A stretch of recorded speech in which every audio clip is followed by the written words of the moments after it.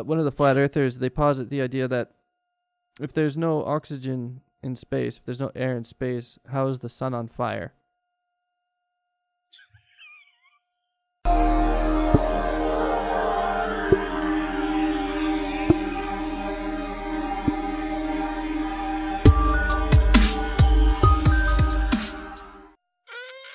I'm serious. That's an actual question.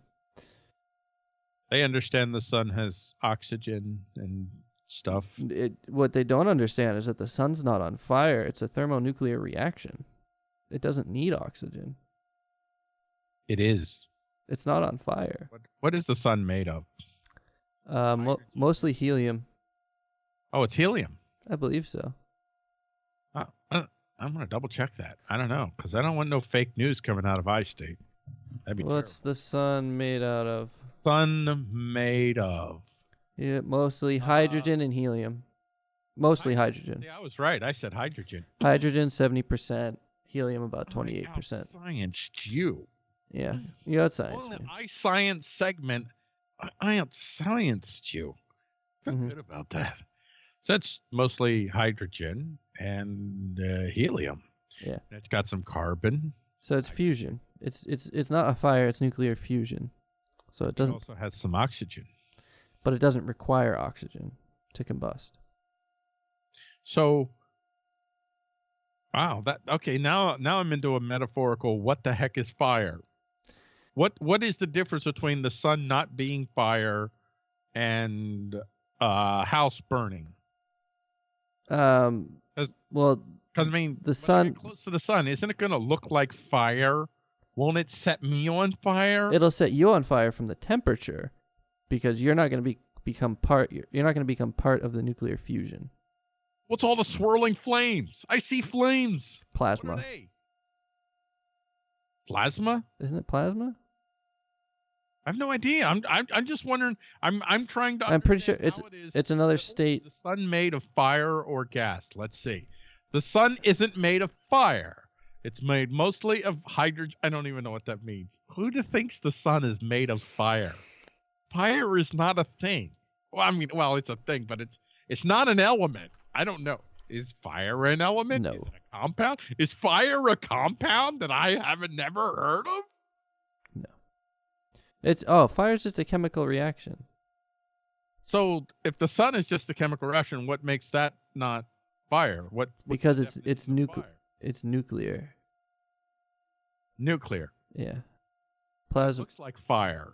It acts like fire. It doesn't act like fire. If it acted like fire, it wouldn't work. Parts of it don't act like fire, like the edges don't have flames. They're not really flames.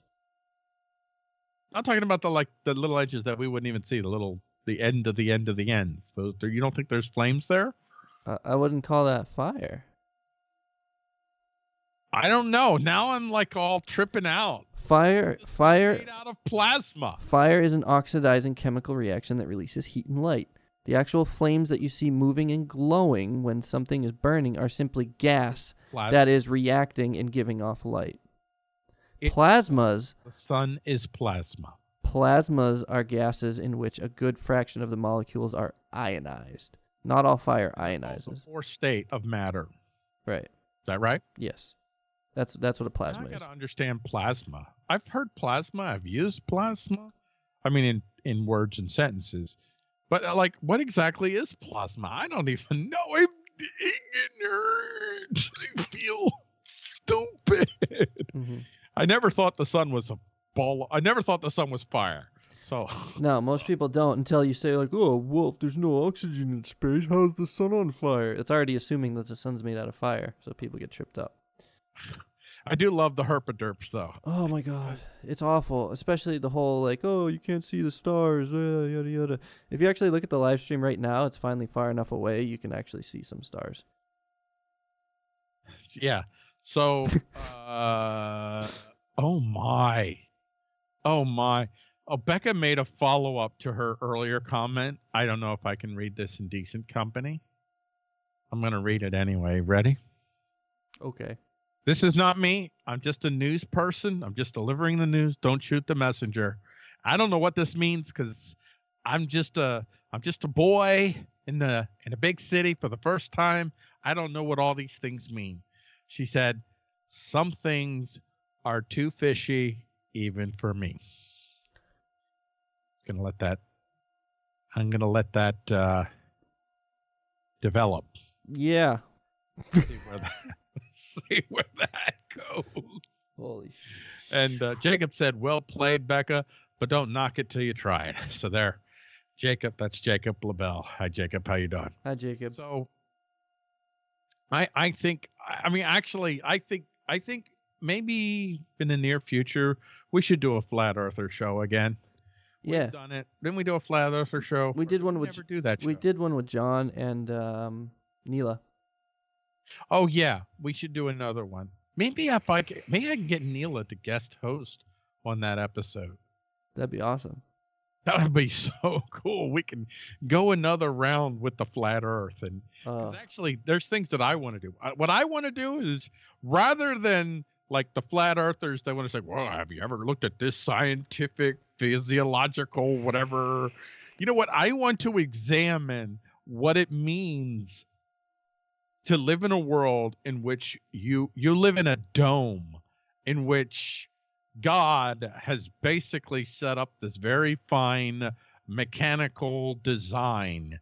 What does that mean? And does that reflect a God who is sane? Well, by the way, the biggest thing is why would they lie? Spoiler alert, no. The hardest thing is why would they lie to us? Why would we be lied to? Why would we be made to think the Earth is round? Who benefits from the Earth being round versus flat? Well, no one. To me, I mean, I'm a Christian, and I don't need people to believe the flat Earth is the. It's to me. I think that a lot of the flat earthers, they're mostly Christians, and I believe most of them, what they want is something that I don't think God ever gave us, ever intended. Absolute, positive, finite, mathematical proof that God exists. Right. It's not going to happen, dude. You're going to have to live with uncertainty. That's the biggest thing. That's the biggest thing. I think it is. And that's what I love, too, is they claim science is, science is fallible. They're always proving themselves wrong. And it's like, yeah. That's true. That's not a knock on science. That's actually like, that's a good thing. But we've already talked about this. Science is nothing. Doesn't exist. Technically, yeah. Method exists. Well, we perform the scientific method. Science doesn't do anything. Right, exactly. Science is a label. It's always describe activity. It's always wrong. Always wrong. Always. Ooh. It's always wrong. Always. Thought. It's always interesting. It's always wrong. It's only right within an approximation in a specific framework. Yes, I won't say it's always wrong. I'll say it's never always right. I don't think it's ever right because we're constantly finding new things that it can't explain. It's or not things wrong. It's only wrong if it makes a definitive statement that it claims to be absolutely true. But here's the thing, which science never does. But what science does do is not always wrong. What science does do is prove that a certain method works within an acceptable amount. What was that? I don't know. Are you getting updates? Oh, no. It said OBS disconnected, reconnecting. But I've already learned, by the way, that it doesn't. You get that it doesn't really look like it upsets the live stream. Huh. Anyway, go ahead. So, yeah, basically science is meant to do work. It can prove a certain thing that is repeatable and somewhat reliable, so you can... Within a very narrow framework. Right. It's all within a framework. That framework is always limited by the human that formed the framework in the first place. Right.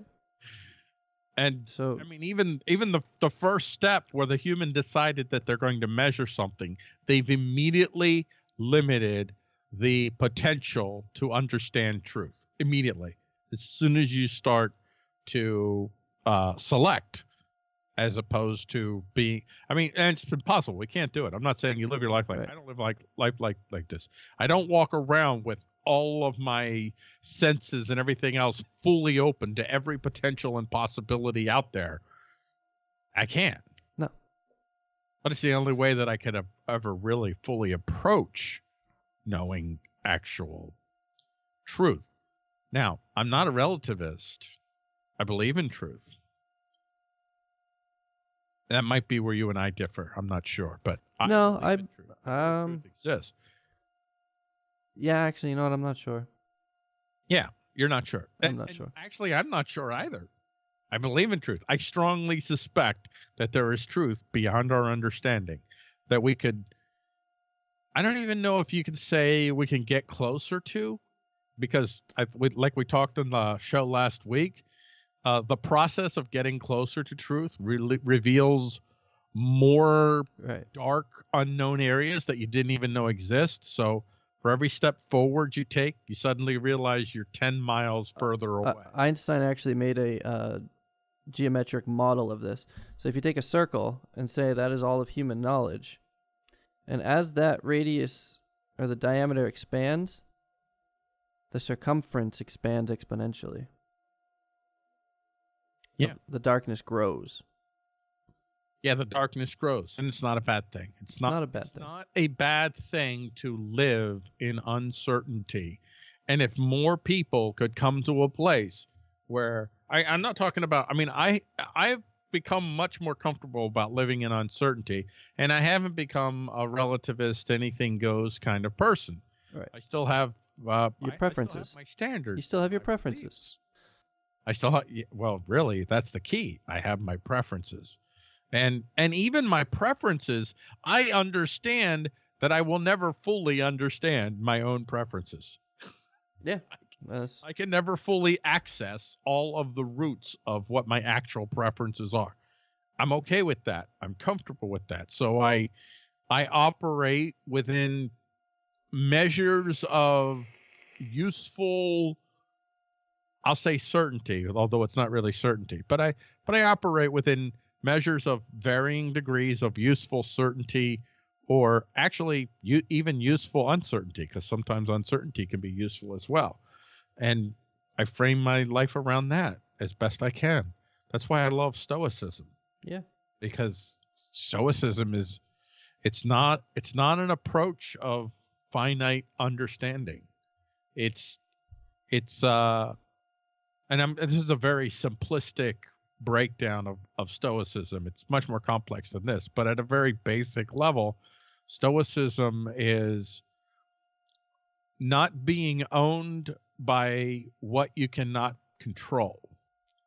And within the sphere where you rightly or wrongly imagine that you have some degree of control, you work to maximize that opportunity to pursue I'll say I use the word excellence, but yeah, I'll just stick with that for now. But you pursue excellence within that finite moment where, rightly or wrongly, you imagine you have some control, and you're okay with being wrong. You may not have control at that moment. No, okay. You could just be basically autonomous in such a way that you don't even understand your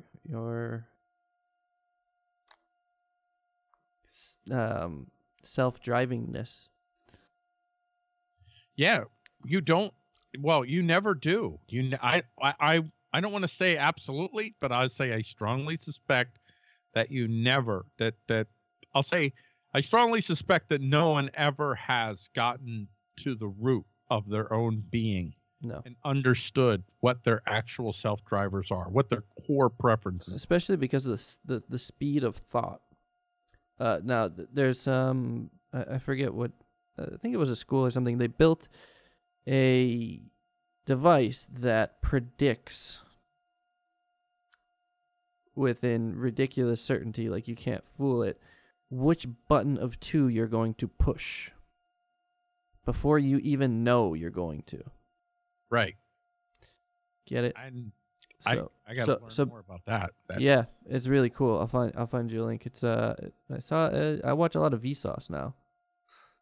I don't know if you've ever seen Vsauce. Vsauce, yes, I've seen Vsauce. Yes. Fantastic. Oh my God, it's amazing. Vsauce. So we got about 10 minutes left.